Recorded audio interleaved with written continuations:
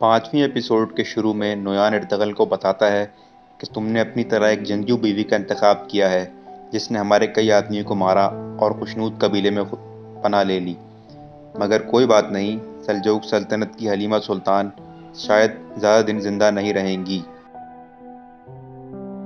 Ertugrul نویان سے اس کو زندہ رکھنے کی وجہ پوچھتا ہے تو نویان کہتا ہے کہ وہ چاہتا ہے کہ تم ہمارے ساتھ دوستی کر لو اور فتوحات حاصل کرو، اس کے بدلے میں ہمیں تمہارے قبیلے کی خوشحالی اور زندگی کی ضمانت میں تمہیں دیتا ہوں۔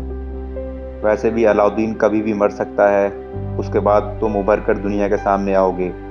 ارطغرل اس کی پیشکش رد کر دیتا ہے اور کہتا ہے کہ میں بچپن سے منگولوں سے لڑتا آیا ہوں اور یہ اتحاد کبھی ممکن نہیں۔ جنہوں نے میرے بھائی صندوق ترکین کو مارا، میں ان سے اتحاد کیسے کر سکتا ہوں؟ اس پر نویان ہنستا ہے اور کہتا ہے صندوق ایک بہت اچھا جنگجو ہے جو آج کل منگولوں کے ساتھ ہوتا ہے، میں جلد تمہیں اس کا ثبوت دوں گا۔ آج کل وہ اکتائی خان کے ساتھ مل کر اپنی شجاعت کے کارنامے دکھا رہا ہے۔ یاد رہے صندوق ارطغرل کا چھوٹا بھائی تھا جسے بچپن میں منگول اٹھا کر لے گئے تھے، جبکہ کائی قبیلہ سمجھتا ہے کہ اسے مار دیا گیا تھا۔ خیر، نویان ارطغرل کو یقین دلاتا ہے کہ تمہیں کچھ دن بعد جب اسے اپنی آنکھوں سے دیکھو گے تو یقین کر لو گے۔ نویان ارطغرل کو پھر سے دوستی کی آفر کرتا ہے، لیکن ارطغرل رد کر دیتا ہے اور کہتا ہے کہ اگر تم میں ذرا بھی انسانیت ہے تو اس لڑکی کو آزاد کر دو۔ اس پر وہ لڑکی کو جانا دیتا ہے اور راستے میں ہی ارطغرل ایک سپاہی سے چاقو لے لیتا ہے اور آگے جا کر حملہ کر دیتا ہے، جس پر منگولوں کے سارے سپاہی دوبارہ سے ارطغرل کو گرفتار کر لیتے ہیں اور ڈنڈے مار مار کر اسے بے ہوش کر دیتے ہیں۔ نویان اس لڑکی کو مار دیتا ہے اور ارطغرل کے ایک پیر میں بھی خنجر گھسا کر اسے زخمی کر دیتا ہے۔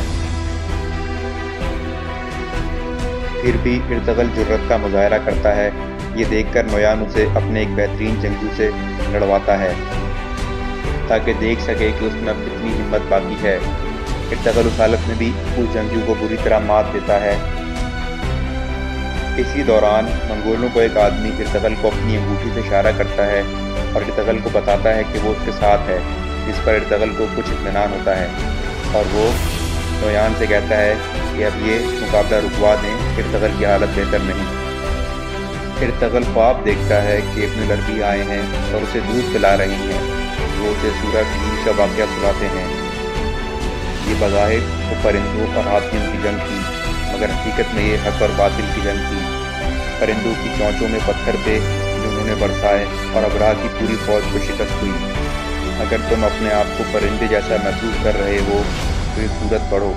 جیت ہمیشہ بڑے اور طاقتور کی نہیں ہوتی بلکہ اس کی ہوتی ہے جس کے ساتھ اللہ ہوتا ہے۔ اگلے منظر میں تیمور خشنود سے پوچھتا ہے کہ آپ جرگے میں کیا فیصلہ کریں گے، تو وہ اسے بتاتا ہے کہ ہم کائی قبیلے کے فوجیوں کو اپنے اتحاد میں لیں گے، کیونکہ وہ پہلے منگولوں سے لڑ چکے ہیں اور ہم سے زیادہ تجربہ کار ہیں۔ گندوغدو ارطغرل کو یاد کر رہا ہوتا ہے اور کہتا ہے کہ خاتون، اگر میں اس قبیلے کا دماغ ہوں تو ارطغرل دل تھا، وہ ضرور آئے گا، کتنی ہی مشکلات کا مقابلہ وہ بڑے حوصلے سے کرتا تھا۔ ہم اس کی اولاد کو اپنی اولاد سمجھ کر پالیں گے اور تم حلیمہ کا خیال رکھنا۔ شہناز اسے حوصلہ دیتی ہے اور کہتی ہے کہ وہ شہید ہو چکا ہے، اللہ اس کے درجات بلند کرے۔ آپ حوصلہ کریں اور قبیلے کی ذمہ داریاں سنبھالیں۔ اس پر گندوغدو اپنی بیگم کو کہتا ہے کہ ہم دونوں قبیلے مل کر ایک فوج تشکیل دیں گے تاکہ ہم مزید کچھ سال سکھ کا سانس لے سکیں۔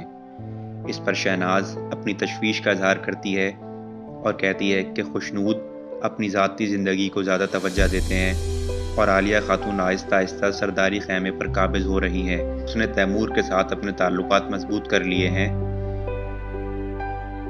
اور وہ اسے اپنا فرما بردار بنا لے گی۔ اس اتحاد کو بنانے سے پہلے انہیں اچھے طریقے سے جانچ پڑتال کر لینی چاہیے تاکہ اتحاد توڑتے وقت یہ لوگ ہمارے دشمن نہ بن جائیں۔ حلیمہ غم سے نڈھال ہو کر اپنی گھوڑی سے بات کر رہی ہوتی ہے کہ پہلے تو ارطغرل جب جاتا تھا وہ ضرور واپس آتا تھا، لیکن اس بار وہ شہید ہو گیا۔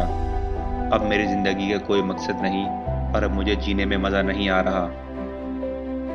اگلے منظر میں تیمور ایک غریب آدمی کو اپنا گھوڑا زخمی ہونے پر بری طرح پیٹ رہا ہوتا ہے کہ روشان مداخلت کرتا ہے اور اسے روکتا ہے کہ اسے چھوڑ دو، اس کی غلطی اتنی بڑی نہیں۔ تیمور اور روشان میں بحث ہو جاتی ہے۔ گلدارو آتا ہے اور آ کر اسے رکواتا ہے۔ اور وہ تیمور کو اپنے ساتھ لے جاتا ہے۔ اس پر کوچاکش جو کہ روشان کو پہلے ہی بری نظروں سے دیکھتا ہے، وہ روشان کو وارننگ دیتا ہے کہ اب یہ سب کچھ سہنے کی عادت ڈال لو، اب تمہارے آقا واقعی نہیں رہے۔ اس پر نورگل بیچ میں آتا ہے اور کہتا ہے ہم بہت کچھ سہ چکے، اب ہمیں کسی کی پرواہ نہیں۔ یہاں وہ لوگ ارطغرل پر ظلم کے پہاڑ توڑ رہے ہوتے ہیں۔ ایک آدمی کیل لے کر ہتھوڑی سے ارطغرل کے ہاتھ میں کیل ٹھوک دیتا ہے اور اسے کہتا ہے کہ جس ہاتھ میں تم تلوار پکڑتے تھے اب وہ اس قابل نہیں رہا کہ تم اس سے تلوار پکڑ سکو۔ نویان کہتا ہے کل تمہارے دوسرے ہاتھ میں، پھر تمہارے پاؤں میں، پھر تمہاری دونوں آنکھوں میں اسی طرح کیل گھسائی جائے گی، اور یہ سلسلہ جب تک جاری رہے گا جب تک تم ہماری بات نہیں مان لیتے۔ اس پر 5ویں ایپیسوڈ کا اختتام ہوتا ہے۔ کیا ارطغرل فی الحال ان ظالم منگولوں سے بچ پائے گا یا نہیں، اور اپنے قبیلے والوں سے دوبارہ ملے گا یا نہیں، دیکھنے کے لیے ہمارا چینل سبسکرائب کیجیے اور ہمارے ساتھ جڑے رہیے۔